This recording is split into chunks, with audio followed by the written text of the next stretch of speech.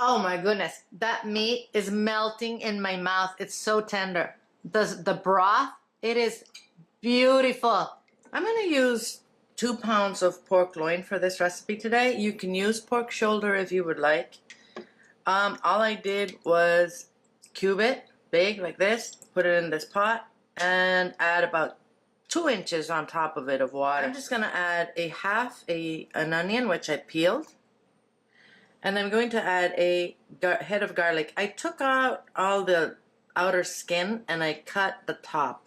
Okay, and we're just gonna put it in like this whole. And 2 bay leaves. I'm just gonna season it with salt. And we're going to bring this pot to a boil. Then I'm gonna reduce the heat and I'm gonna let it simmer for about 2 hours. These are the chilies we're gonna use for our pozole. I'm gonna use 2 anchos. They're 4 guajillos, and I want it to be spicy, so I'm gonna add 3 chile arbol. I'm going to stem them, seed them, and put them in a pot with water and boil them for about 5 minutes till they're soft. When you start boiling your chilies, they're gonna go all on top, of course, you know, they're gonna start floating. But as they get wet and they hydrate, they'll stay down. We're gonna be using hominy for our pozole. For this amount of soup, this is the right amount of hominy, okay? What I'm gonna do is take it out of the can, drain it, and rinse it. I put all our chilies into this blender with 3 large garlic cloves and half of a cup of that liquid that it boiled in. I'm gonna add a tablespoon of cumin, and I'm going to blend this until...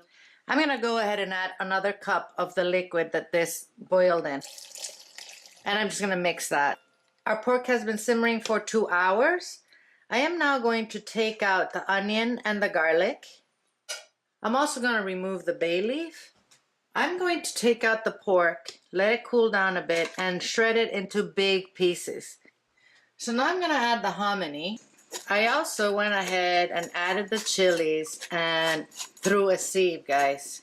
So now we're just gonna mix this. I'm going to season it with salt again. I'm going to add about a tablespoon of oregano.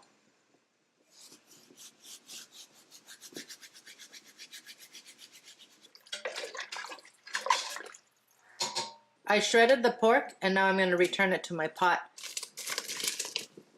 I'm going to taste this again for salt and re-season it, and I'm going to let this simmer for another hour.